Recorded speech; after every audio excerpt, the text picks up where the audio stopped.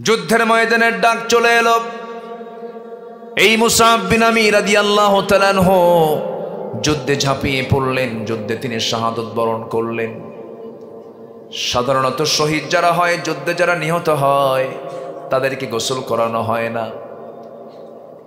বিনা গোসলে রক্তাক্ত সেই কাপড়গুলো দিয়েই, পৃথক কোনো কাফনের কাপড় পরানো হয় না।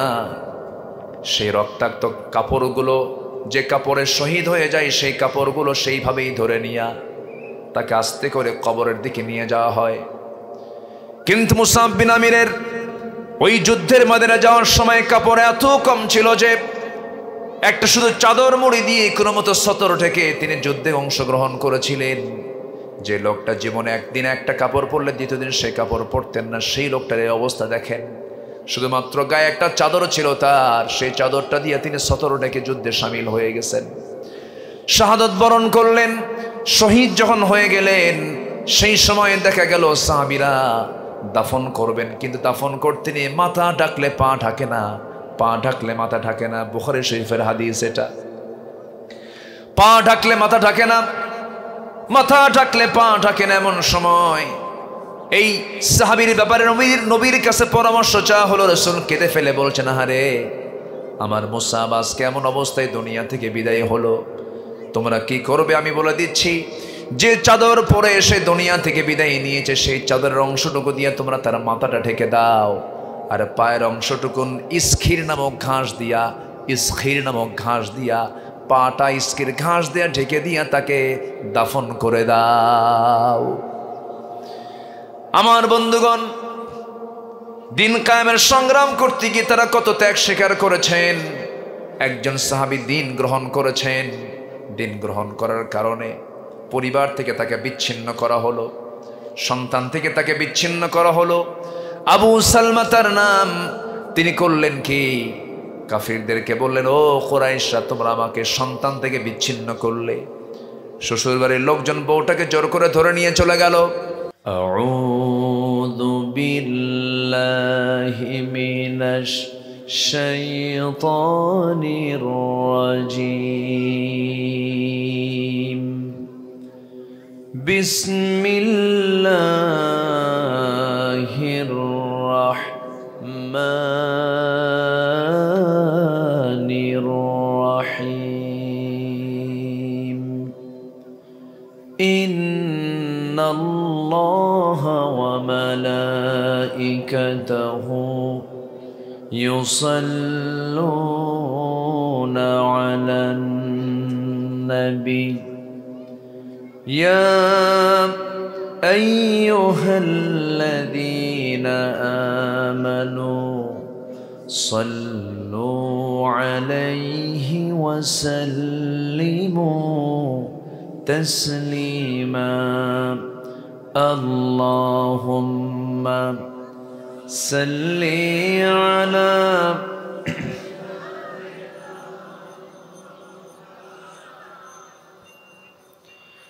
وعلى آل سيدنا। সবাই বলুন, বালাগাল উলা বিকামালিহি কাশাফাত তুজা বিজামালিহি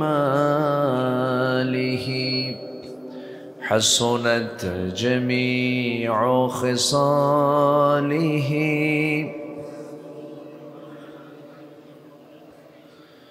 سراج الملة تمهي فخر دو عالم دلبار مولاه شريف الأنبياء نسخا كل أديان دغره بلغ العلا بكماله كشف التجا بجماله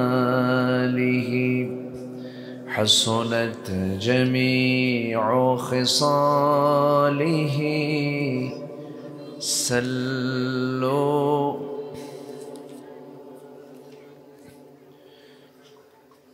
মেঘময়ূরী পশ্চিমেতে যে ওই আমার সালাম নবীর দেশে দিও।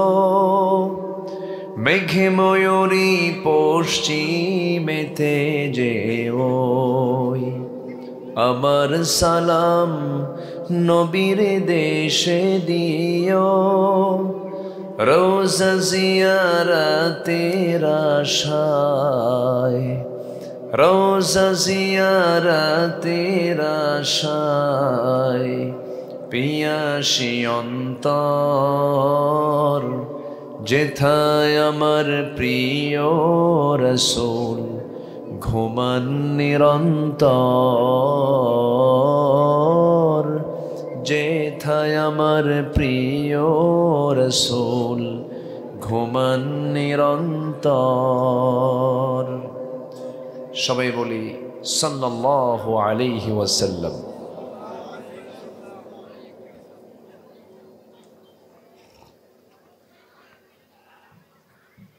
ফেনী জেলার দাগনভূঞা উপজেলার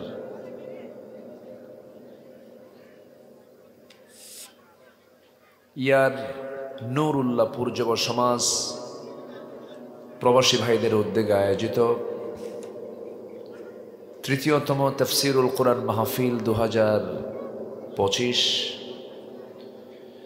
7ই জানুয়ারিতে অনুষ্ঠিত আজকের এই মহতী মাহফিলের সম্মানিত সুযোগ্য সভাপতি জনাব কামরুল হোসেন সাহেব, আজকের মাহফিলের বরেণ্য মেহমান হযরত উলামায়ে কেরাম, বিশেষ করে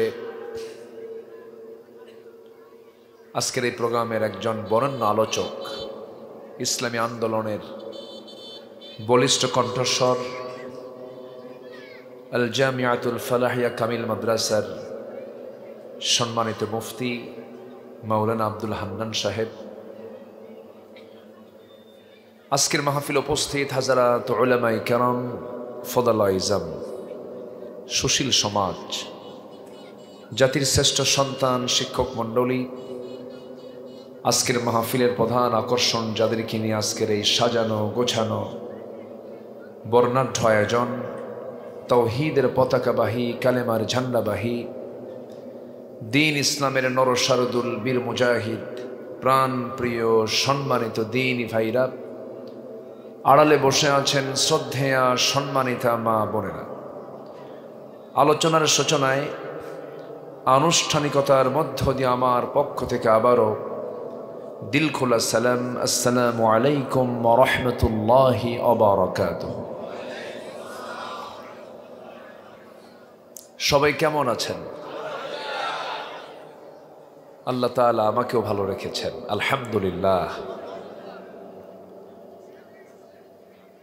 মানুষের ব্যস্ততার মুহূর্ত দুটা সময় সবচাইতে বেশি। একটা হলো যখন কোনো মানুষ সকালবেলা যখন তার কাজের দিকে বের হয়, রাস্তার প্রচণ্ড ব্যস্ততা থাকে। আরেকটা হলো সন্ধ্যার পরে যখন মানুষ বাড়ির দিকে ফিরতে নেয়, ঠিক সেই সময় বাদে মাগরিব আমি মনে করি যারা মাহফিলে এসেছেন এক একজন বীর মুজাহিদের ভূমিকা পালন করেছেন। আমরা যারা আসতে পেরেছি এমন জান্নাতের টুকরায় যে মনিব আমাকে আপনাকে আসার বসার তৌফিক দিলেন, কালিমাতুশ শুকর আদায় করি, মুহাব্বাতান জোরালো কণ্ঠে বলে উঠছি আলহামদুলিল্লাহ। আবারও বলছি আলহামদুলিল্লাহ। চিৎকার মেরে বলছি আল্লাহুম্মা ইন্নী আসআলুকা আল হুদা ওয়াত তুকা ওয়াল আফাফা ওয়াল গিনা। সবাই বলি আল্লাহুম্মা আইন্নি আলা যিকরিকা ওয়া শুকরিকা ওয়া হুসনি ইবাদাতিকা। আমরা আল্লাহ তাআলার শুকর আদায় করে নিলাম। সম্মানিত হাজিরিন, সময় খুবই অল্প, নাতে দীর্ঘ কথা আমি চেষ্টা করছি বলার জন্য। হয়তো অনেকে অনেক পরে আসবেন, এসে দেখবেন আমি নাই, কিন্তু আমার আলোচনাটা বাদে মাগরিব ছিল। সময়ের সংক্ষিপ্ততার কারণে তারা অল্প সময়ে যোগাযোগ করেছেন হেতু আমি বলেছি, ভাইজান আমি তো শুধু অল্প সময় দিতে পারবো, হুজুর আপনি সেই টাইমটাই আমাদের জন্য বরাদ্দ করুন। তবে আলোচনা শোনার চাইতে আমলের দরকার কম না বেশি বলেন তো? আমার দেশে ওয়াজ বেশি না আমল বেশি? ওয়াজ বেশি, আমল কম। ওয়াজ অনুযায়ী যদি আমল হতো, এই দেশে তো সুদ তো অন্তত কমার কথা। সুদ কি কমছে? বেহায়াপনা কমার কথা, বেহায়াপনা কমছে? কমেনি। তাহলে মানুষ ওয়াজ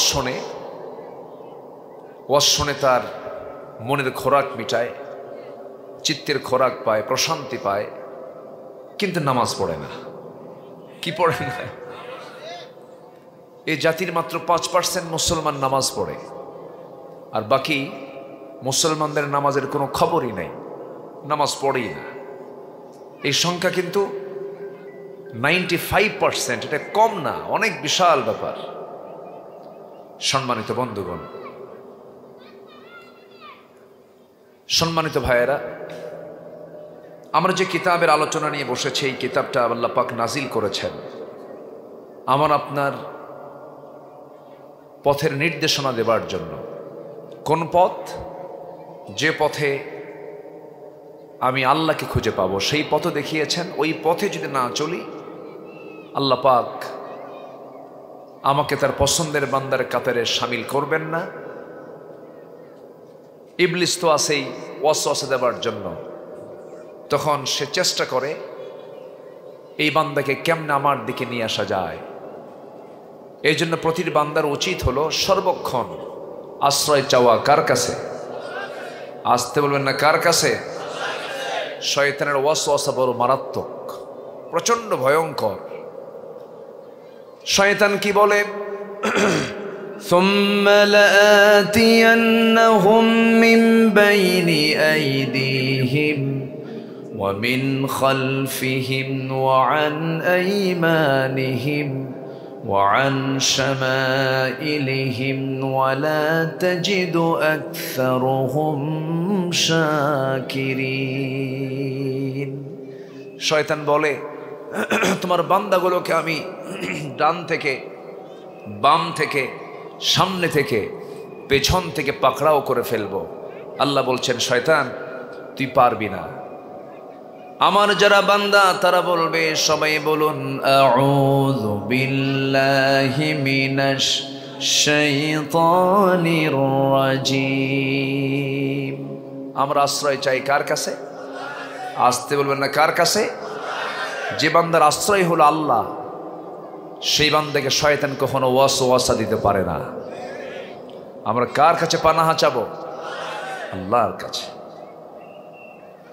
সম্মানিত ভাইয়েরা, আমি যে আয়াত থেকে কথা বলতে চাচ্ছি সে আয়াতটা হলো সূরাতুল ফাতির থেকে।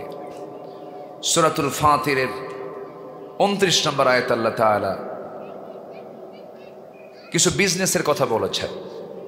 এই বিজনেস দুনিয়ার নর্মাল এরকম ক্ষণিক দুনিয়ার বিজনেস নয়, এই বিজনেসটা হলো আখিরাতের বিজনেস। বলি আলহামদুলিল্লাহ।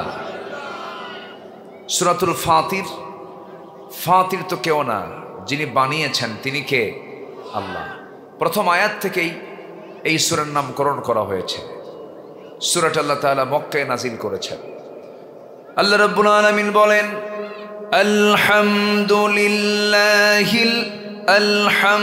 আলহামদুলিল্লাহি ফাতিরিস সামাওয়াতি ওয়াল আরদি জাইলিল মালাইকাতি রুসুলান উলি আজনিহাতিম মাসনা ওয়া থুলাসা ওয়া রুবা'।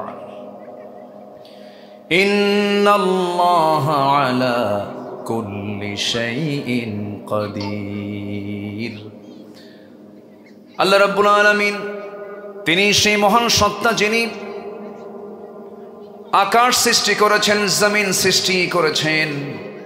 আল্লাহ রাব্বুল আলামিন তিনি হচ্ছেন ফাতির, তার প্রশংসাই তো আমরা করব। আমরা কি আমাদের রবকে ছোট কোনো রবকে পেয়েছি নাকি? আমাদের রব কি ছোট নাকি? শুধু বড় না মহা বড়?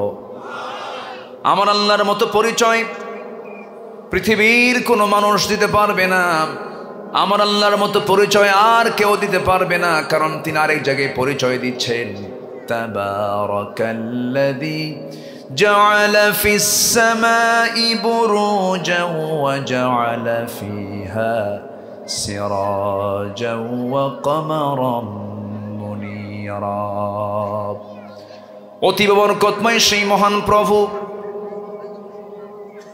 যিনি আকাশে অসংখ্য গ্রহরাজি সৃষ্টি করেছেন এবং আকাশে রেখে দিয়েছেন প্রদীপ্ত সূর্য এবং আলোকিত চাঁদ। এমন বড় পরিচয় কেউ দিতে পারবেন? আল্লাহর পাক আরেক জায়গায় বলছেন, ওয়াহুয়াল্লাযী জাআলাল লাইলা ওয়ান নাহারা খিলফাতান লিমান আরাদা আন ইয়াযযাক্কারা আও আরাদা শুকুরা। তিনি সেই মহান প্রভু যিনি রাতের মধ্যে দিন ঢুকান, দিনের মধ্যে রাত ঢুকান। এই যে এখন শীতকাল চলতেছে, এখন রাত বড় না দিন বড়? কি বড়? রাত বড়। আবার গ্রীষ্মকাল যখন আসবে সেই সময় রাত বড় না দিন বড়? দিনকে বড় করে দিয়েছেন। এমন ক্ষমতা পৃথিবীর কারো আছে নাকি? এত বড় পরিচয় একমাত্র কার?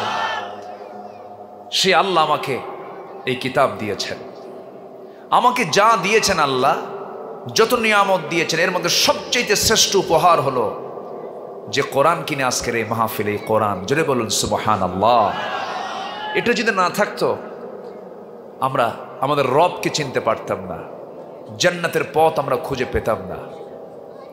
এই জন্য আল্লাহ রাব্বুল আলামিন একটা সূরার মধ্যে অসংখ্য নিয়ামতের কথা বলেছেন, বারবার প্রশ্ন করেছেন, নিয়ামতের বর্ণনা দিয়েছেন আর প্রশ্ন করছেন বান্দাকে। যারা পারেন ঠোঁট মিলিয়ে বলুন, ফাবিআইয়ি আলাই রাব্বিকুমা তুকাযযিবান।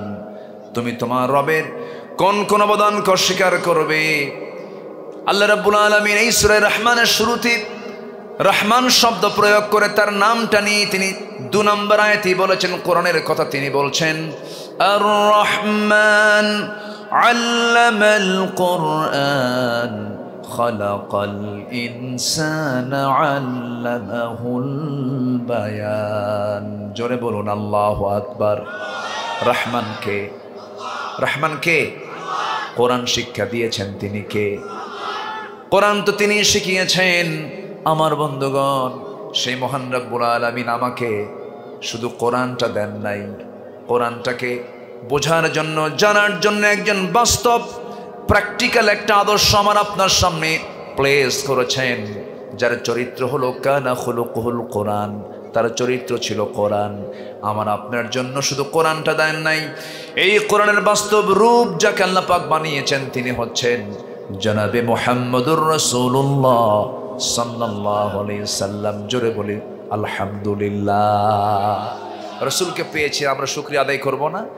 তাহলে লিডার পেয়েছি আমরা। কোরআন শুধু আমরা যদি পড়ি থিওরিক্যাল হলো, আর কোরআনকে যদি আমরা প্র্যাকটিক্যালি নিয়ে যাই একজন মানুষের জীবনে, তিনি কে?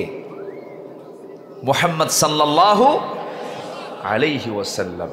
সে রাসূলকে আল্লাহ পাক আমাকে আপনাকে দিয়েছেন। কি করে দিয়েছেন? নরমাল না। আল্লাহ রাব্বুল আলামিন আমার রাসূলকে কি সম্মান দিয়েছেন দেখেন।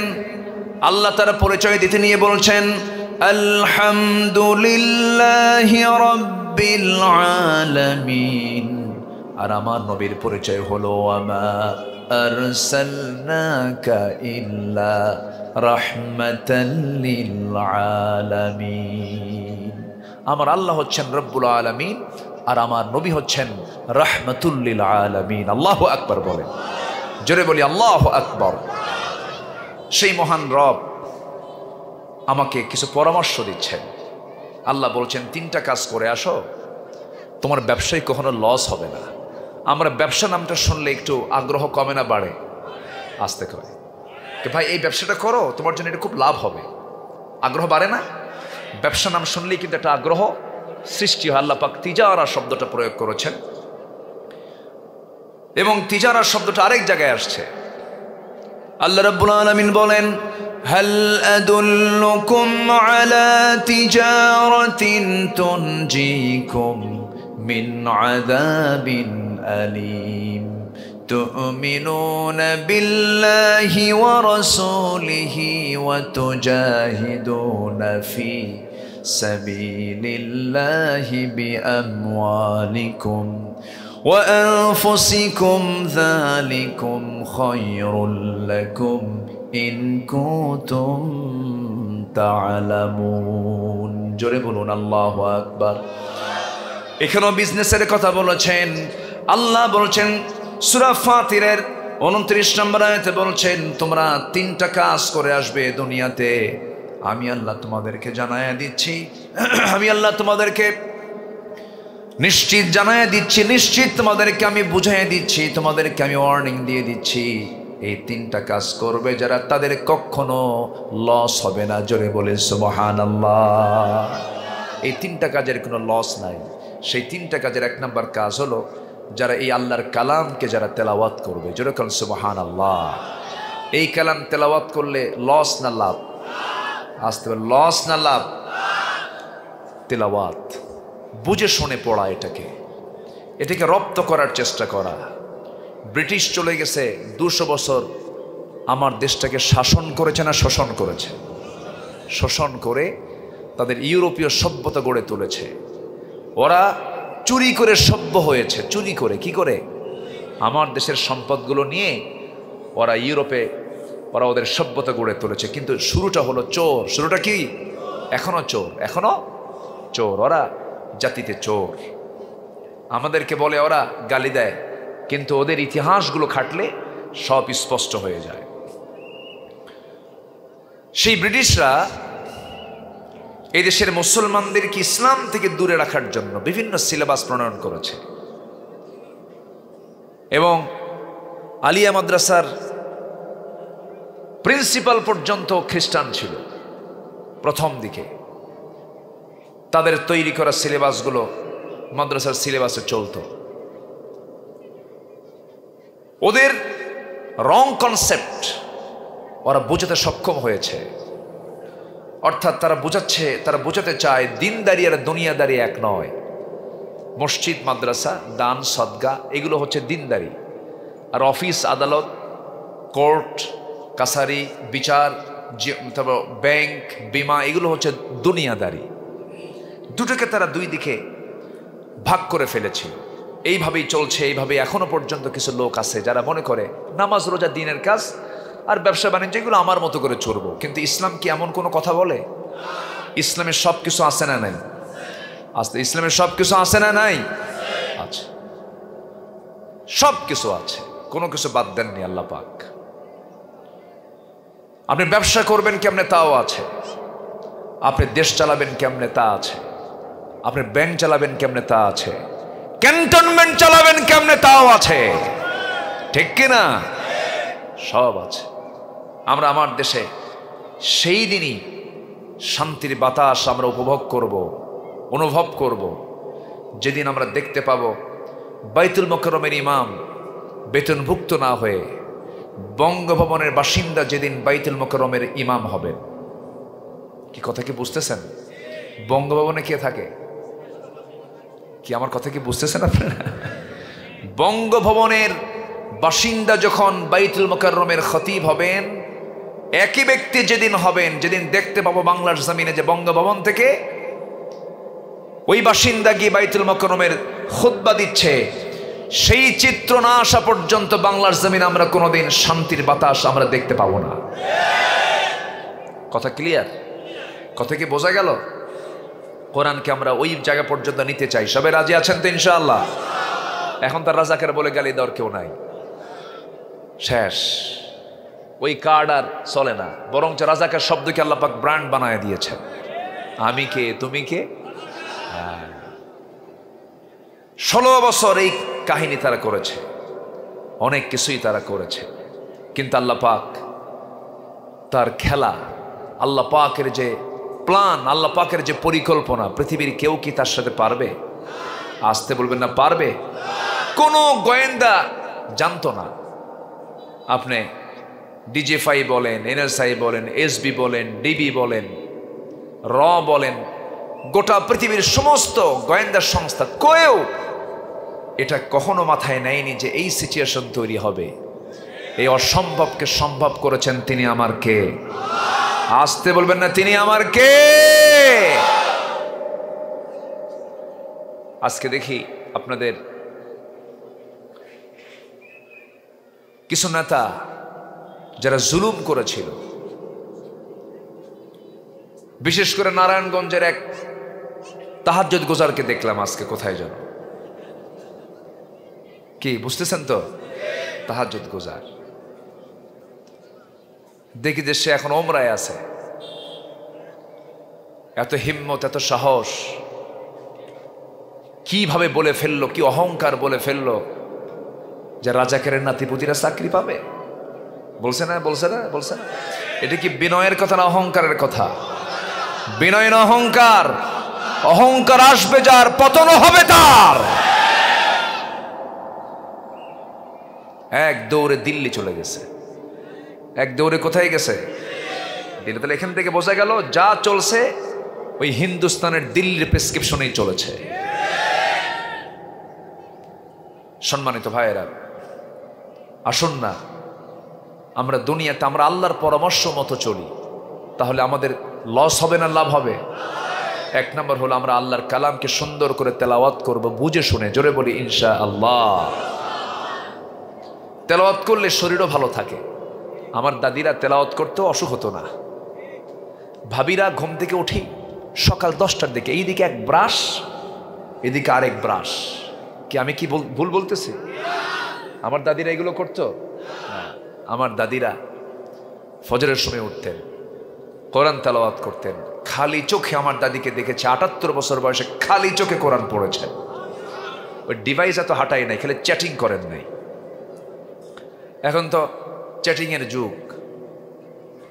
যুবকরা সেটিং কার সঙ্গে করবে বলো?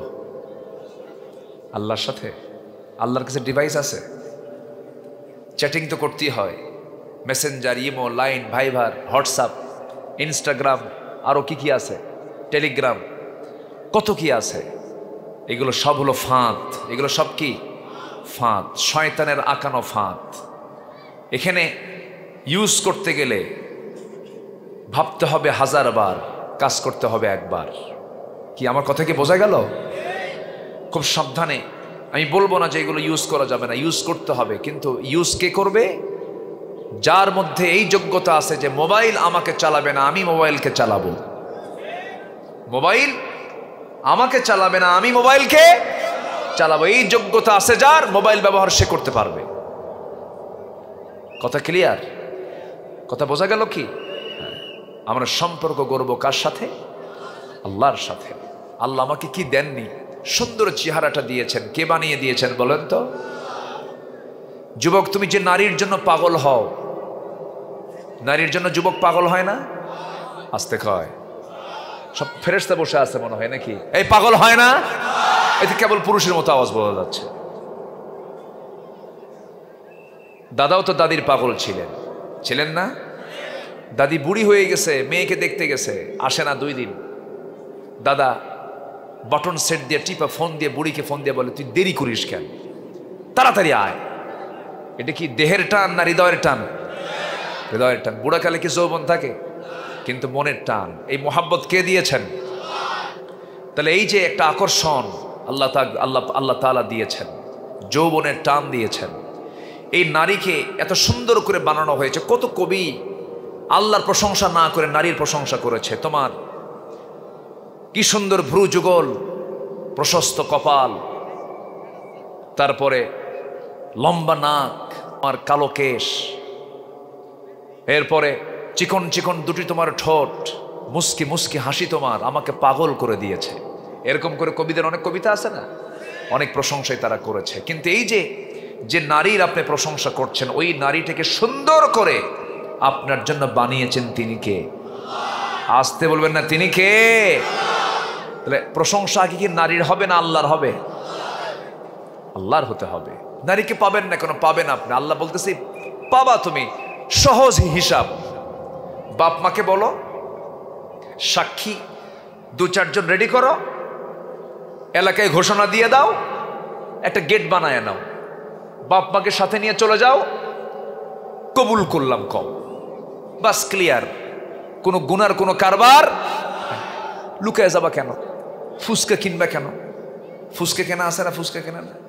ফুসকা কেনে, তারপর আর কি কেনে? চুরি ফিতা কেনে, ফুসকা খায়, বিভিন্ন রিসোর্টে চলে যায়, গাছের গোড়ায় গোড়ায় বসে। এই যেগুলো সব লস প্রজেক্ট, এগুলো সব কি প্রজেক্ট? Loss project. এগুলোতে যায় জীবন যৌবন সব শেষ, পড়াও শেষ, সব শেষ।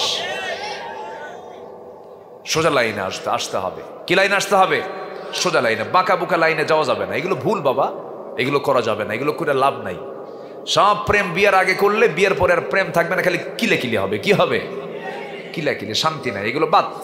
এগুলো কি সম্পর্ক? কার সাথে? আল্লাহর সাথে। কষ্ট দিচ্ছে নাকি তোমাদের যুবকরা? এগুলোই তো আজ দরকার। একটু মনোযোগ দিয়ে কথাগুলো শোনো, কাজে লাগবে। আল্লাহ আমাকে কত ভালোবাসেন, আমি আল্লাহকে বাদ দিয়ে আরেকজনের জন্য কাঁদবো কেন? আমার কান্না তো আল্লাহর কাছে ছাড়া কারো জন্য কান্না জায়েজ নাই। কাঁদতেই যদি হয় দুনিয়ার ব্যক্তির জন্য, আমার কান্দা লাভ কি? ও তো আমার কেউ না। আমার কান্না যদি কাঁদতে হয়, 1 ফোঁটা পানি ফেলবো কার জন্য? আল্লাহর জন্য। আল্লাহর কাছে কাঁদলে লাভ না লস? লাভ। আল্লাহু আকবার। আমার বন্ধুগণ, আল্লাহ আমাকে কি দেন নাই? সব দিয়ে দিয়েছেন। মাথা থেকে পা পর্যন্ত চলে যান, আশ্চর্য আল্লাহ রাব্বুল আলামিন কি না দিয়েছেন, সব দিয়েছেন তিনি। আমাদের দেহে যে ডিএনএ আছে, এই ডিএনএ তার মোট দৈর্ঘ্য হলো 2000 কোটি কিলোমিটার। পৃথিবী থেকে সূর্য পর্যন্ত 50 বারেরও বেশিবার আসা যাওয়া করলে যে দূরত্ব অতিক্রান্ত হবে তার সমান। সুবহানাল্লাহ বলবেন না? একটা মানুষের ডিএনএ টেস্ট হয় না এখন? এই ডিএনএতে যে ইনফরমেশন আছে তা যদি লিপিবদ্ধ করা হয়, লেখা হয়, তবে তা হবে 900 খণ্ডের বিশালাকার এনসাইক্লোপিডিয়ার সমান হবে, যেখানে প্রতিটি খণ্ডের পৃষ্ঠা সংখ্যা হবে 500। এত ইনফরমেশন এই ডিএনএর মধ্যে আছে। আমাদের দেহে যে মোট কোষ আছে, কোষ, এই কোষের সংখ্যা হলো 1000 নয়, 2000 নয়, 3000 নয়, 1 মিলিয়ন নয়, 2 মিলিয়ন নয়, 37.2 ট্রিলিয়ন কোষ। মিলিয়ন না, বিলিয়ন না, কোষের সংখ্যা হলো 37.2 ট্রিলিয়ন। জোরে বলি সুবহানাল্লাহ। সেন্সরি রিসেপ্টর আছে হলো 110 মিলিয়ন। 110 মিলিয়ন। লোহিত রক্ত কণিকা আছে হলো আরবিসি, যারা প্যাথোলজিস্ট যারা, তারা এগুলো বুঝতে পারছেন। লৌহ রক্ত কণিকা যেটা আরবিসি, এটা আছে হলো 30 ট্রিলিয়ন। আল্লাহু আকবার বলবেন না? আচ্ছা, শুধুমাত্র মস্তিষ্কে নিউরন সংখ্যা হলো 100 বিলিয়ন। নিউরন সংখ্যা কত? 100 বিলিয়ন। আচ্ছা, আল্লাহ পাক আমাকে যে এই দেহটা দিয়েছেন, এই দেহটা চামড়া দিয়ে ঢাকায় দিয়েছেন। কি দিয়ে ঢাকিয়ে দিয়েছেন? সমস্ত মেশিন যা কিছু সব চামড়ার ভিতরে। কে দিয়েছেন? আসতে বলেন, কে দিয়েছেন? যদি মগজটা বের করে রাখতেন, যদি ভিতরের এই তার তুরগুলো যদি আল্লাহ পাক দেখায় দিতেন, মানুষকে দেখে ভয় পেত। আল্লাহ পাক কি সুন্দর করে চামড়ার প্যাকেট দিয়ে সুন্দর করে বানায় দিয়েছেন। সুবহানাল্লাহ বলবেন না? এবং এই যে আমাদের চেহারা, এই চেহারার সৌন্দর্য যেন না নষ্ট হয়, আল্লাহ পাক প্রত্যেকটা ফেসে, প্রত্যেকটা চামড়ায় এমন কিছু জীব রেখে দিয়েছেন, এটাকে কোষ বলে। এমন কিছু জিনিস রেখে দিয়েছেন যার জীবন আছে। ও করে কি, বান্দা যখন রাতে ঘুমাতে যায়, ঘুম আসার সঙ্গে সঙ্গেই ওই সমস্ত কোষগুলো সক্রিয় হয়ে সে কি করে, চেহারার সৌন্দর্য বাড়ানোর জন্য বিভিন্নভাবে সে কাজ করতে থাকে। ঘুম থেকে ওঠা মাত্র তার চেহারা আরো সুন্দর হয়ে যায়। যেরকম সুবহানাল্লাহ। যেটাকে মেয়েরা কি করে, কি যেন করে, মেকআপ যে করে, এই মেকআপের দায়িত্বের জন্য আল্লাহ রাব্বুল আলামিন একটা এক্সট্রা একটা বাহিনী রেখেছেন, যেন বান্দার চামড়ায় যদি কোনো সমস্যা হয় এটা যেন ঠিক হয়ে যায়। আল্লাহু আকবার বলেন। সম্মানিত ভাইয়েরা, আমাদের দেহে যে ব্লাড সেল আছে, ব্লাড ভেসেল, এটা হলো 97 কিলোমিটার লম্বা, 42 বিলিয়ন ব্লাড ভেসেল আছে। এর সংখ্যা হলো 42 বিলিয়ন এবং লম্বা হচ্ছে 97,000 কিলোমিটার লম্বা। মাত্র 1 হাত লম্বা হেডফোন, তারওয়ালা হেডফোন 1 হাত লম্বা, যদি পকেটে থুয়ে দেন, এক প্যাঁচ লাগে না বহু প্যাঁচ লাগে? প্যাঁচ ছাড়াতেই কাম সারা, মাত্র 1 হাত তার। আর আল্লাহ রাব্বুল আলামিন ব্লাড ভেসেল রেখেছেন 97,000 কিলোমিটার লম্বা, কোনোদিন কোথাও কোনো পেঁয়াজও লাগে না। জোরে বলি সুবহানাল্লাহ। কে বানিয়েছেন? কে বানিয়েছেন? আল্লাহ বানিয়েছেন। সে আল্লাহ বলছেন, বান্দা আমাকে বলো কেন? হাড়ের সংখ্যা দিয়েছেন 206। গোটা দেহের মানুষের হাড়ের সংখ্যা কত? 206। পেশি সংখ্যা 639। কিডনি একটা না দুইটা? একটা দিলে বাঁচে না মানুষ? কটা দিয়েছেন? কি দয়া কইরা না এমনি দিছেন? বলেন বলেন। দয়া করে দিছেন। একটা যদি হঠাৎ অকেজো হয়ে যায়, অটোমেটিক যেন আরেকটা দিয়ে চলতে পারে। জোরে বলি সুবহানাল্লাহ। আচ্ছা, দুধ দাঁতের সংখ্যা মার পেট থেকে যখন আসে এর কয়েকদিন পর দুধ দাঁতের সংখ্যা হলো 20টা, পাজর সংখ্যা হলো 24। পাজর সংখ্যা কয়টা? 24। হার্টের চেম্বার সংখ্যা, হার্টের যে চেম্বার আছে এটার সংখ্যা হলো 4। স্বাভাবিক রক্তচাপ হলো 120/80। মেরুদণ্ডের সংখ্যা হলো 33টা। কে বানিয়েছেন বলেন? মাঝারি কানের হাড়ের সংখ্যা হলো, একটা কানের যে হাড় এর মধ্যে হাড়ের সংখ্যা 6টা আছে। আল্লাহু আকবার বলবেন না? মুখে হাড় আছে, মুখে এই মুখেও হাড় আছে 14টা। আল্লাহু আকবার বলেন। আচ্ছা, ইস্কাল মধ্যে হাড় সংখ্যা হলো 22টা, বুকের হাড় হলো 25টা। এরকম করে আল্লাহ রাব্বুল আলামিন বান্দার প্রত্যেকটা জায়গায় যেটা যেখানে যা দরকার সুন্দর করে বানিয়ে দিয়েছেন। তিনি আমার কে? মানুষের যে একটা বাহু, এই বাহুতে পেশির সংখ্যা আছে 72টা। হৃদয়ের পাম্প যে করে, হার্ট পাম্প করে না, এই পাম্পের সংখ্যা হলো 2টা। আচ্ছা, বৃহত্তম অঙ্গ যেটা মানুষের সবচেয়ে বড় অঙ্গ হচ্ছে চামড়া। সবচেয়ে বড় অঙ্গ কি? চামড়া। এই চামড়াটা সবচাইতে বড়। চোখের পাপড়ি, একটা পাপড়িতে আল্লাহ পাক, এই যে চোখের যে পাপড়ি, এই পাপড়িগুলো 150 দিন পর্যন্ত বেঁচে থাকে, এরপরে ঝরে যায়, আবার আল্লাহ পাক ওই পাপড়ি আবার ঢুকায় দেন।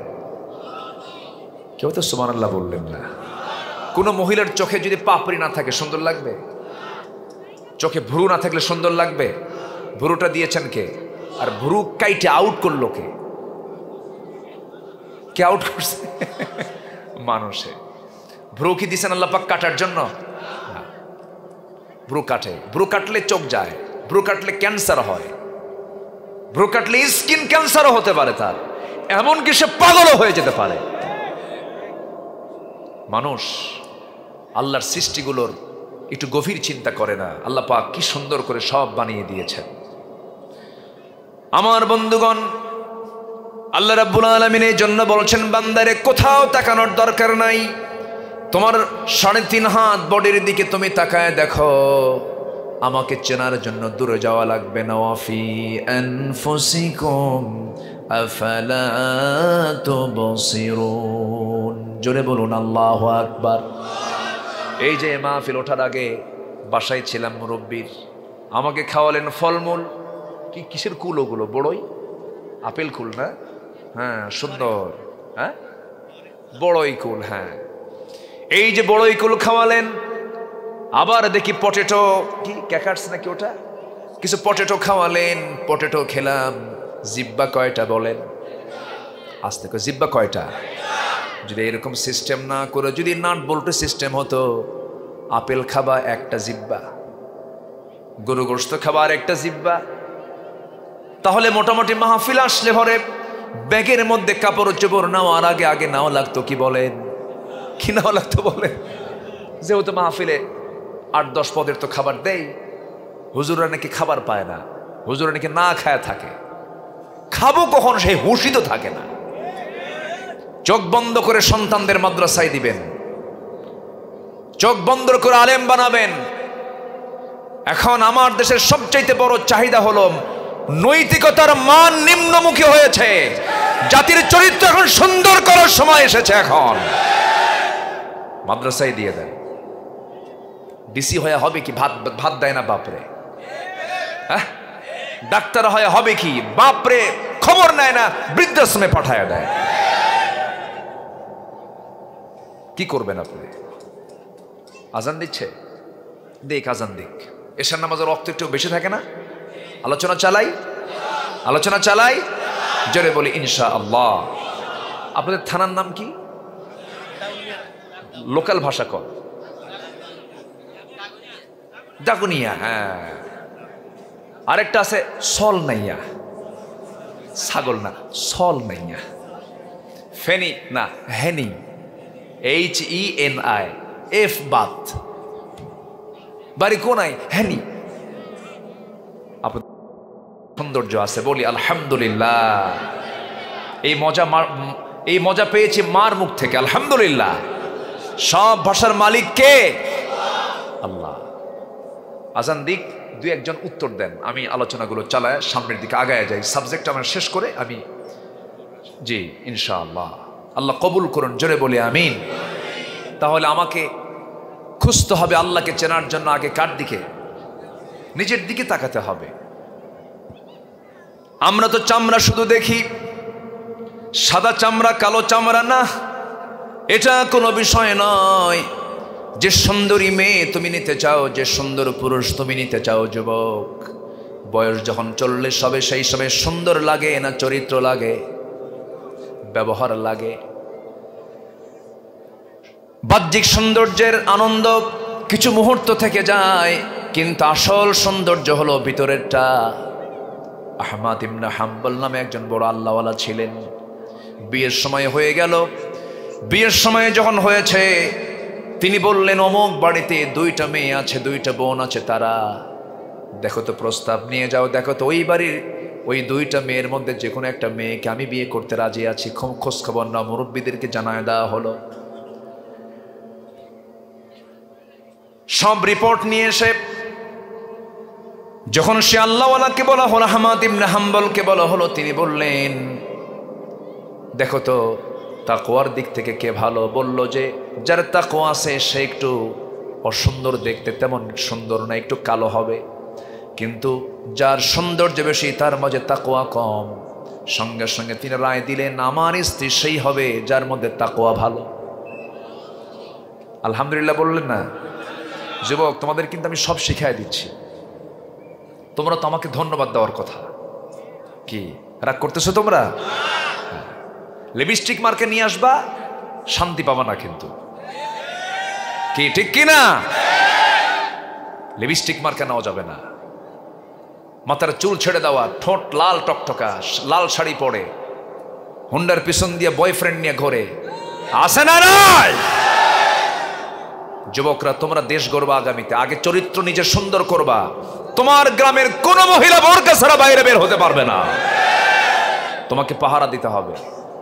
তুমি নামাজি হবা, তুমি সত্য কথা বলবা, তোমার মনে শক্ত মনোবল নিয়ে সামনে চলবা। আগামীর বাংলাদেশ ইসলামের বাংলাদেশ, কোরআনের বাংলাদেশ। রাজি আছেন কারা কারা? হাত উঁচু করে দেখান মুসলমান।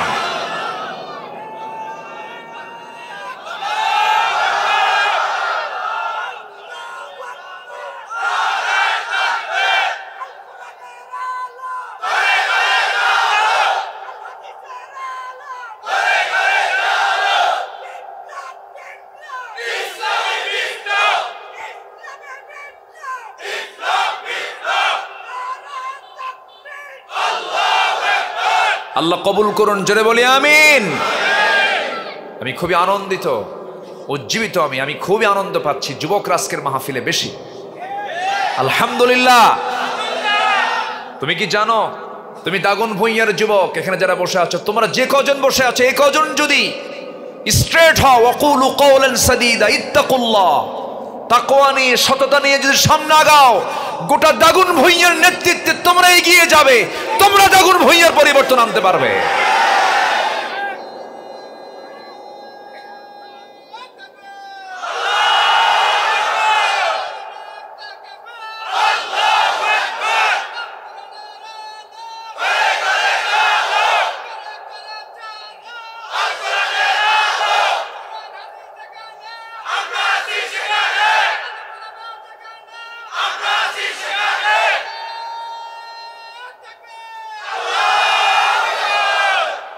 তিনটা আমল শিখে যাব আজকে আমরা। এক নম্বর হলো তেলাওয়াত করব কার কালাম? এই কিতাবের সঙ্গে সম্পর্ক যার বেশি, আল্লাহর সঙ্গে সম্পর্ক তার বেশি। এই কোরআনকে যে বুকে নেয়, এই কোরআনকে যে সাথে নেয়, এই কোরআনকে যে নিয়ে ব্যক্তি জীবন চালায়, সমাজ চালাতে চায়, পরিবার চালাতে চায়, রাষ্ট্র চালাতে চায়, তারাই হলো পৃথিবীর সবচাইতে সফল বান্দা। আমরা কিতাবকে নিয়ে থাকবো। জোরে বলি ইনশাআল্লাহ, জোরে বলি ইনশাআল্লাহ। নাম্বার 2, ওয়া আকামুস সালাহ, যারা নামাজ কায়েম করবে। যারা কি কায়েম করবে? আমার নবীজি নামাজ কায়েম করেন নাই? নামাজ কায়েমের সংগ্রাম করেন নাই? তিনি মক্কা ছেড়ে মদিনা পর্যন্ত আসতে বাধ্য হয়েছেন, হিজরত করেছেন। বদর, উহুদ, খন্দক, এই সমস্ত যুদ্ধের তিনি নেতৃত্ব দিয়েছেন। বাতিলদের মোকাবেলা করে জমিনে তিনি আল্লাহর দিন কায়েমের সংগ্রামে ঝাঁপিয়ে পড়ে দিনকে বিজয়ী করেছেন। কার সাহায্য নিয়ে? আসতে বলবেন না, কার সাহায্য নিয়ে? আল্লাহর সাহায্য নিয়ে। নামাজ যখন কায়েম হবে অটোমেটিক্যালি সুদ বন্ধ হয়ে যাবে। নামাজ যখন কায়েম হবে অটোমেটিক্যালি জেনা, ব্যভিচার, বেপরদার পরিবেশ সব বন্ধ হয়ে যাবে। নামাজ যখন কায়েম হয়ে যাবে অটোমেটিক্যালি সব দুর্নীতি বন্ধ হয়ে যাবে। কোনো বাজে নেতৃত্ব তখন থাকবে না। ওই যে কিছু হলি মাইক পেলেই খেলে খেলা হবে, এগুলো থাকবে না। ঠিক কি না? ভাষা তো নাই, মুখে তো কোনো আওয়াজ ছিল না, কি বলবে কি বলে, নাটক করত। মাইক পায়ে কি করত? নাটক করত। তো খেলবে কই? ও কই যে আছে? ফেরেশতা যেমন দেখা যায়, এখন ফেরেশতা হয়ে গেছে সব। আরে কত কি কইল, এত বক্তব্য, এত কিছু, বজ্রাটুনি ফসকা গেড়ো না, বজ্রাটুনি ফসকা গেড়ো সব চলে গেছে। চোর চিল্লায় বেশি, কিন্তু চোর 10 জন হোক না কেন, বাড়িওয়ালা একজন শুধু বলে ধর, মারে দৌড় দিল্লি, মারে দৌড় দিল্লি। সব তো চোর। প্রবাসীরা, এই যে প্রবাসীরা, আজকে মাহফিল প্রবাসীদের না, যুব সমাজ প্রবাসী, কি পরিশ্রমটা করে তারা! আল্লাহু আকবার, কি পরিশ্রম তাদের! আধুনিক মালয়েশিয়াকে সাজিয়ে দিয়েছে আমার দেশের শ্রমিকরা। ওই যে পেট্রোনাস টুইন টাওয়ার, গোটা মালয়েশিয়ার যে ডেভেলপমেন্ট, এই সমস্ত ডেভেলপমেন্টের সবচেয়ে বেশি শ্রমিকের কাজ করেছে বাংলাদেশের মানুষরা। দুবাইকে বুর্জ খলিফা সহ দুবাইকে আধুনিক দুবাই বানিয়ে দিয়েছে আমার দেশের শ্রমিকরা। এত কষ্ট করে দেশে টাকা পাঠায়, রেমিটেন্স, আর এই চোররা সবগুলো আবার পাঠায় দেয় বাইরে। কে আছে না? নাই। প্রবাসী শত্রু, প্রবাসী শত্রু আমাদের না। প্রবাসী আমাদেরকে কত উন্নত করেছে আমাদের, আলহামদুলিল্লাহ বলেন। অথচ প্রবাসী শ্রমিকরা কত কষ্ট করেছে, অশিক্ষিত দেশকে আগায় দিল। কৃষক দেশকে আগায় দিল, অথচ অশিক্ষিত শ্রমিক অশিক্ষিত দেশকে আগায় দিল। আর পিছায় দিল কারা? ওই সমস্ত লোকগুলো যারা কলমের খোঁচা দিয়া শিক্ষিত নামের কলঙ্ক, আখিরাতের ভয় হৃদয়ে লালন না করে জনগণের টাকা লোপাট করে বাইরে তারা পাচার করেছে। তাদের মুখে দেশপ্রেম মানায়। সব নেতৃত্ব বাদ দেবো আমরা, ওগুলো বাদ। সব ঠকছি আমরা, জীবন আর ঠকবো না। জোরে বলি ইনশাআল্লাহ, আরো জোরে বলি ইনশাআল্লাহ। আমরা ঠকতে রাজি না। আমরা এখন নেতৃত্ব চাই, হলো মূল নেতৃত্ব মুহাম্মদ সাল্লাল্লাহু। কেউ আসলে বলবে তুমি কি রসুলের দল করো? হ্যাঁ করি, ওয়েলকাম।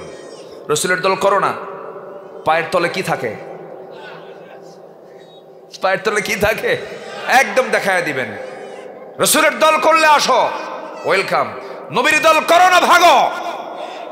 আমার কাছে কোনো প্রকার কথা বলা যাবে না। আমরা নাম্বার 2, আল্লাহ পাক বলছেন যারা নামাজ কায়েম করবে, নামাজ কায়েমের সংগ্রাম করতে গিয়ে সাহাবীরা তাজা প্রাণ ঢেলে দিয়েছেন, বাড়িঘর ছেড়েছেন। একজন সাহাবীর নামটা মনে আসলে এই মুহূর্তে মুসআব বিন আমির রাদিয়াল্লাহু তাআলা আনহু। এই সাহাবীটা খুব বিলাসী ছিলেন, অভিজাত ফ্যামিলির সন্তান ছিলেন। যে কাপড় একদিন পরতেন সেই কাপড় আর দ্বিতীয় দিন পরতেন না। যে সেন্ট, যে আতর তিনি একদিন লাগাতেন সে আতর আর দ্বিতীয় দিন লাগাতেন না। রাস্তায় গেলে মানুষ বলতো যেটা আমিরের ছেলে মুসআব যাচ্ছে। মক্কার সম্ভ্রান্ত এই সাহাবী যখন কালেমা গ্রহণ করলেন, এতটাই সিম্পল হয়ে গেলেন, হিজরত করে মক্কায় চলে গেছে, মদিনায় চলে গেছে। যুদ্ধের ডাক এসেছে। আমার রাসূল একদিন দেখে বলেন, মুসআব তুমি কত বিলাসী ছিলে, তোমার কত আভিজাত্য ছিল, শব্দবাদ হয়ে গেল, তোমার কষ্ট হয় না? তিনি মুস্কি হাসি মেরে বলছে, হুজুর কে বলেছে আমার লস হয়েছে? আমি তো আপনাকে পেয়েছি এবং আমি আল্লাহকে পেয়েছি, এর চেয়ে বড় প্রাপ্তি আমার জীবনে আর কিচ্ছু নাই। জোরে বলে সুবহানাল্লাহ। যুদ্ধের ময়দানের ডাক চলে এলো। এই মুসআব বিন আমির রাদিয়াল্লাহু তাআলা আনহু যুদ্ধে ঝাঁপিয়ে পড়লেন, যুদ্ধে তিনি শাহাদাত বরণ করলেন। সাধারণত শহীদ যারা হয়, যুদ্ধে যারা নিহত হয়, তাদেরকে গোসল করানো হয় না। বিনা গোসলে রক্তাক্ত সেই কাপড়গুলো দিয়েই পৃথক কোনো কাফনের কাপড় পরানো হয় না। সেই রক্তাক্ত কাপড়গুলো, যে কাপড়ে শহীদ হয়ে যায়, সেই কাপড়গুলো সেইভাবেই ধরে নিয়ে তাকে আস্তে করে কবরের দিকে নিয়ে যাওয়া হয়। কিন্তু মুসআব বিন আমিরের ওই যুদ্ধের ময়দানে যাওয়ার সময় কাপড় এত কম ছিল যে একটা শুধু চাদর মুড়ি দিয়ে কোনো মতো সতর ঢেকে তিনি যুদ্ধে অংশগ্রহণ করেছিলেন। যে লোকটা জীবনে একদিন একটা কাপড় পরলে দ্বিতীয় দিন সেই কাপড় পরতেন না, সেই লোকটার এই অবস্থা দেখেন। শুধুমাত্র গায়ে একটা চাদর ছিল তার, সেই চাদরটা দিয়ে তিনি সতর ঢেকে যুদ্ধে সামিল হয়ে গেছেন, শাহাদাত বরণ করলেন। শহীদ যখন হয়ে গেলেন, সেই সময় দেখা গেল সাহাবীরা দাফন করবেন, কিন্তু দাফন করতে নিয়ে মাথা ঢাকলে পা ঢাকে না, পা ঢাকলে মাথা ঢাকে না। বুখারী শরীফের হাদিস এটা।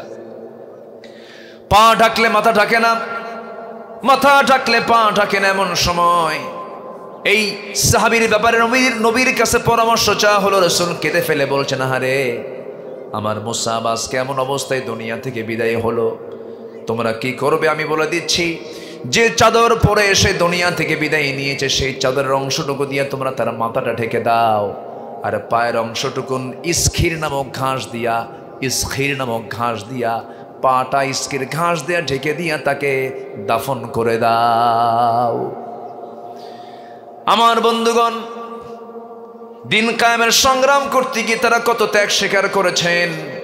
একজন সাহাবী দিন গ্রহণ করেছেন, দিন গ্রহণ করার কারণে পরিবার থেকে তাকে বিচ্ছিন্ন করা হলো, সন্তান থেকে তাকে বিচ্ছিন্ন করা হলো। আবু সালমা তার নাম। তিনি করলেন কি, কাফিরদেরকে বললেন, ও কুরাইশরা, তোমরা আমাকে সন্তান থেকে বিচ্ছিন্ন করলে। শ্বশুর বাড়ির লোকজন বউটাকে জোর করে ধরে নিয়ে চলে গেল। নিজের আপন ভাইরা ভাতিজাকে জোর করে ধরে নিয়ে চলে গেল। তিনি বললেন, সন্তান নিলে সমস্যা নেই, বউটাও তোমরা ফেরত নিলে তাও সমস্যা নাই। আমার সবচেয়ে বড় প্রিয় জায়গা হলো নবীর দরবার। আমি দুনিয়ার কোনো কিছুই পছন্দ করি না, আমার সবচেয়ে প্রিয় দরবার হলো আমার নবীর দরবার। জোরে কোন সুবহানাল্লাহ। সন্তান ছেড়ে দিয়া, পরিবার ছেড়ে দিয়ে নবীর দরবারে চলে গেলেন। নবীর দরবার মদিনায় তিনি হিজরত করে চলে গেলেন। অথচ এই উম্মে সালমা এবং আবু সালমার মাঝে দারুণ দাম্পত্যময় জীবনে তাদের সুখ ছিল, খুব মোহাব্বত তাদের মাঝে ছিল। একদিন উম্মে সালমার স্বামীকে ডাক দিয়ে বলছেন, স্বামী আমার একটা কথা বলি কি? আমার স্বামী, আপনি মন খারাপ করবেন কিনা জানি না, কি বলেন? আমার স্ত্রী, আপনি বলেন আপনি কি বলতে চান। স্ত্রী, তুমি বলো। এবার উম্মে সালমা বলছে, আমার স্বামী একটা কথা বলবো, সেটা হলো আমি যদি আপনার আগে মরে যাই, আপনি কি আমার জায়গায় অন্য কোনো মহিলা নিয়ে আসবেন নাকি, বিয়ে করবেন নাকি? এটা কি মেয়েদের মধ্যে নাই? এখনো আজ থেকে এখনো আসে না? নাই? বুড়িও কয় বুড়া রে, এই বুড়া, তুমি কি আমি মরে গেলে বিয়ে করবা? এরকম বলে। আল্লাহ পাক মেয়েদেরকে এই নেচার, এই মন দিয়ে বানিয়ে দিয়েছেন। যদি আপনি বইয়ের সামনে যদি হুরের গল্পও করেন, জান্নাতের হুর, এই গল্পটা সকালবেলা করতে হবে। রাত্রে যদি বিছানায় শুয়ে যদি গল্প করেন, তুমি কি জানো জান্নাতে না আমাদেরকে এতগুলো হুর দেবে, দেখবেন যে সোজা কথা বলবে, তুমি শীত হয়ে কায়েত হয়ে ওই দিক হয়ে শুয়ে থাকো, খবরদার দিকে তাকাবো না কিন্তু। অতএব হুরের গল্প করলো কি রাতে না দিনে? রাতে কিন্তু এই গল্প করা যাবে না, ওরা হুরের সঙ্গে হিংসা করে। আল্লাহ পাক নারীদেরকে আল্লাহ পাক এমন করে বানিয়েছে, এটা তাদের নেচার। কি মুরব্বী কিন্তু হাসতেছে যে না, এটাই বাস্তব। আমার নবীজি দোয়া করেন, আল্লাহ তুমি আমার খাদিজাকে জান্নাত দাও। আম্মা জান আয়েশা বলেন, ইয়া রাসূলুল্লাহ, ওই বুড়ির জন্য এখনো কান্দা লাগে, আমরা কি নাই? আল্লাহু আকবার বলেন। এটা মেয়েদের নেচার। এটা উম্মে সালমা বললেন, আমার স্বামী, আমি যদি আপনার আগে মরে যাই আপনি কি বিয়ে করবেন? আবু সালমা বললেন, আমার স্ত্রী শোনো, তুমি আমাকে কেমন প্রশ্ন করেছ, সেই প্রশ্নের জবাব আমি তোমার কাছ থেকে নেব, কারণ আমি তোমাকে দারুণ ভালোবাসি। তোমার মনে যা চায় আমি তাই করব, বলো। এবার স্ত্রী উম্মে সালমা বলছেন, আমার স্বামী, আমার মন চায় আমি যদি আপনার আগে মরে যাই, আমার বিকল্প, আমার জায়গায় অন্য কোনো স্ত্রীকে আপনি আনতে পারবেন না, আপনি বিয়ে করতে পারবেন না। আবু সালমা বলছেন, স্ত্রী আমার, ঠিক আছে, সিদ্ধান্ত নিলাম, যা এমনটা যদি হয়, তোমার মৃত্যু যদি আমার আগে হয়ে যায়, জীবনের দ্বিতীয় বিবাহ করব না, কিন্তু আমি তোমার জন্য এমনটা দোয়া করব না, উল্টা যদি হয়ে যায়, তোমার আগে আমার যদি মরণ হয়ে যায়, আমি যদি দুনিয়া থেকে বিদায় হই, তুমি যদি বিধবা হয়ে যাও, আমি তোমার জন্য এমন দোয়া করব না, আমি তার উল্টা দোয়া করব। আমি দোয়া করব আল্লাহর কাছে, আল্লাহ আমার উম্মে সালমার জন্য আমার চাইতে উত্তম স্বামী তুমি আল্লাহ জুটাইয়া দিও। আল্লাহর কাছে আবু সালমার দোয়া কবুল হয়ে গেছে। কার দোয়া? উত্তম দোয়াটা কার? স্বামীর দোয়াটা, এটা কবুল হয়ে গেছে। বিধবার বিয়ে হওয়াটা নিরাপদ কিনা বলেন? আজ থেকে নিরাপদ কিনা বলেন? ফিতনা থেকে বাঁচার জন্য কি এটা কি বিপদ না নিরাপদ? নিরাপদ। আল্লাহু আকবার। রাসূল বিয়ে করেছেন এবং আল্লাহ বিয়ে করতে বলেছেন, একাধিক বিয়ে করতে বলেছেন। কাকে? এটা বুঝতে ভুল করে। বিয়ে করো তাদেরকে যারা একাধিক বিয়ে করতে চাও, যারা বিধবা, যারা তালাক প্রাপ্ত, যারা অসহায়, তাদেরকে একটা আশ্রয় দিয়ে দাও। এই জন্য ওইদিকে চিন্তা নাই, খেয়াল নাই, ধান্দা হলো অন্যদিকে বিয়ে করার, অন্যের বউ কেমনে নিয়ে আসা যায়। কি হ্যাঁ, ঠিক আছে না?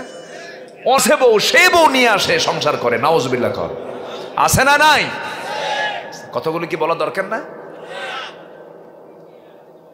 উম্মে সালমা দোয়া করলেন এরকম, আর তার স্বামী দোয়া করলেন তার উল্টাটা। স্বামীর দোয়াটা কবুল হয়ে গেছে। আবু সালমা তো চলে গেছেন মদিনায়।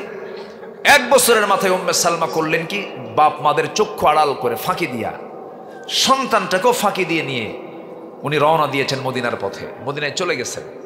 মদিনায় যাওয়ার পর ফজরের আজান হচ্ছে, সেই সময় পৌঁছলেন তিনি। আজান হয়ে গেল, ফজরের নামাজও হয়ে গেল, রাসূল নামাজ শেষ করলেন। এরপরে একটা এলান আসলো, সেটা হলো আসসালাতু আলাল মাইয়িত, মৃত ব্যক্তির জানাজাকে, আবু সালমার জানাজা হবে।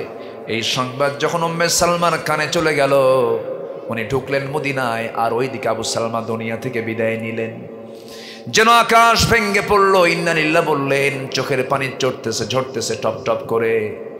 আমার নবীর কাছে সংবাদ চলে এলো, ইয়া রাসূলুল্লাহি, উম্মে সালমা মদিনায় চলে আসছে, আবু সালমা তো দুনিয়া থেকে বিদায় নিলেন। নবীজি বলেন, আহারে উম্মে সালমাকে আমার সামনে হাজির করো, তার সন্তান একটা আছে, তার সন্তানকে আমার সামনে হাজির করো। রাসূল তেমন রাসূল ছিলেন, এতিম সামনে দাঁড়ালে পরে এতিমের দায়িত্ব রাসূল নিজে নিয়ে নিতেন। সুবহানাল্লাহ বলবেন না? আমার নবীজি উম্মে সালমাকে বলেন, উম্মে সালমা, আমার প্রিয় সাহাবী আবু সালমা আজকে দুনিয়া থেকে বিদায় হয়ে গেছে, চিন্তা করো না, তোমার সন্তানের দেখাশোনার দায়িত্ব আমি কাউকে দেব না, এতিমদের সর্দার রাসূল, আমি নিজে সেই দায়িত্ব নিয়ে নিলাম। আমার নবীজি একদিন সামনে একজনকে দেখতে পেলেন, তাকে বলেন, বাবা তোমার নাম কি? অমক। বাপ কি করে? বাপ নাই। মা কি করে? মা নাই। চট করে সন্তানকে হাতের মধ্যে নিয়ে সোজা বাড়িতে গিয়ে বলছে, আয়েশা, সন্তান আমরা পাইছি, এই যে আমাদের সন্তান, সন্তান তুমি এই যে দেখে রাখো আয়েশা তোমার মা আর আমি বিশ্বনবী তোমার বাবা। জোরে কল সুবহানাল্লাহ। আমি একটা হাদিস যেদিন পড়েছি, রাসূল বলেছেন আনা ওয়া কাফিলুল ইয়াতীম, আমি এবং এতিমের যারা লালনকারী হবে, পালনকারী হবে, আমি এবং সেই বান্দা জান্নাতের মধ্যে 2 নখের দূরত্ব অবস্থান করব। সেদিন থেকে আমি একটা দায়িত্ব পালন করি। আমার নিজস্ব একটা এতিমখানা আছে, আমি চালাই। ওদের দেখলে আমার কলেজে ভরে যায়। ফাম্মাল ইয়াতীমা ফালা তাকহার, এতিমকে লুফায়া নিবেন, এতিমকে বুকের মধ্যে নিবেন, মাথায় হাত বোলায় দিবেন, যতটা চুল আছে প্রত্যেকটা চুলে চুলে আল্লাহ পাক বরকত দিয়ে দিবেন, সওয়াব দিয়ে দিবেন। এতিমের কথা কোরআনে একবার আসছে না, বারবার আসছে। ওয়ালা তাকরাবু মালাল ইয়াতীম, কত কথা আল্লাহ পাক এতিমের ব্যাপারে বলেছেন। কিন্তু আজকে লক্ষণীয় এটা, যার বাপ মরে যায় সে সন্তানটা হয় সমাজের সবচাইতে অবহেলিত, ঠিক কিনা? তার দিকে মানুষ অবহেলার চোখে তাকায়। যে লোক এতিম সন্তানের দিকে অবহেলার চোখে তাকায়, আল্লাহ তাকে অবহেলার চোখে দেখবেন। এটা মারাত্মক ব্যাপার। রাসূল কি বিশ্বনবী বললেন, আয়েশা তোমার ছেলে এটা, আমার ছেলে এটা, ও এতিম আয়েশা তোমার মা, আমি তোমার বাবা। আল্লাহু আকবার। আমার রাসূল বলছেন, উম্মে সালমা কি চিন্তা করো, আমার অনেক ভালো ভালো সাহাবী আছে, বিয়ে দিয়ে দেব। উম্মে সালমা বললেন, ইয়া রাসূলুল্লাহ, আমার জানা মতে দুনিয়াতে আমার স্বামী আবু সালমার চাইতে বিকল্প কোনো সুন্দর মানুষ পৃথিবীতে নাই। আমার জীবনে আর বিয়ের কোনো ইচ্ছা নাই, আমার বিয়ে না হোক, আমি এটাই চাই। আমার নবীজি চুপ মেরে গেলেন। ইতিমধ্যে আল্লাহ রাব্বুল আলামিনের ফয়সালা, আবু সালমার তো দোয়া কবুল হয়ে গেছে। সঙ্গে সঙ্গে আল্লাহ রাব্বুল আলামিন আমার নবীর কাছে জানায়া দিলেন, ফেরেশতা পাঠায়া দিয়ে জানায়া দিলেন, হে রাসূল উম্মে সালমাকে আপনি আপনার নিজের স্ত্রীতে গ্রহণ করে নেন। জোরে বলেন সুবহানাল্লাহ। সম্মানিত ভাইয়েরা, ত্যাগ স্বীকার করলেও তার ফলাফল ভালো আছে না নাই বলেন তো? আচ্ছা, অনেক কথা। নামাজ কায়েমের সংগ্রামে আমরা এগিয়ে যাব, জোরে বলি ইনশাআল্লাহ। রাষ্ট্রে ইসলাম আসুক সবাই চান না? রাষ্ট্রে নামাজ আসুক সবাই চান না? জঙ্গিবাদী বলে গালি দিবে, এরকম জাতীয় কোনো কথা বললে আমরা তাদেরকে আর ছাড় দেব না। ওয়ানফাকু মিম্মা রাযাকনাহুম সিররান ওয়া আলানিয়াতান, এবং যারা খরচ করবে আল্লাহর পথে প্রকাশ্যে এবং গোপনে, সচ্ছলতা এবং অসচ্ছলতায়, এই 3টা কাজ। আল্লাহর কালাম তেলাওয়াত করা মানে কিতাব অনুযায়ী চলা, তেলাওয়াত মানে কি, পড়লাম এটা মানলাম। নামাজ কায়েম করবে যারা, এবং আল্লাহর পথে যারা খরচ করবে গোপনে প্রকাশ্যে, ডান হাত দেবে বাম হাত জানবে না, বাম হাত দেবে ডান হাত জানবে না। মা তুনফিকু বিয়ামিনি, ডান হাত জানবে না বাম হাত জানবে না, ডান হাত দেবে বাম হাত জানবে না, এত গোপনে সে দান করবে। আল্লাহ পাক তাদের ব্যাপারে বলছেন, এই সমস্ত কাজের জন্য যারা অগ্রগামী, ইয়ারজুনা তিজারাতান লান তাবুর, আশা করা যায় তাদের ব্যবসায় কোনো লস নাই। জোরে বলি সুবহানাল্লাহ। তাদের ব্যবসায় কোনো লস নাই। আসুন না, আমরা কার পরামর্শ নেব? নামাজ পড়বেন 5 ওয়াক্ত কারা কারা হাত তুলে দেখেন তো দেখি। জোরে বলি ইয়া আল্লাহ, আমাদেরকে 5 ওয়াক্ত সালাত আদায় করার তৌফিক তুমি আল্লাহ দিয়ে দাও। জোরে বলি আমিন, আরো জোরে আমিন, আরো জোরে আমিন।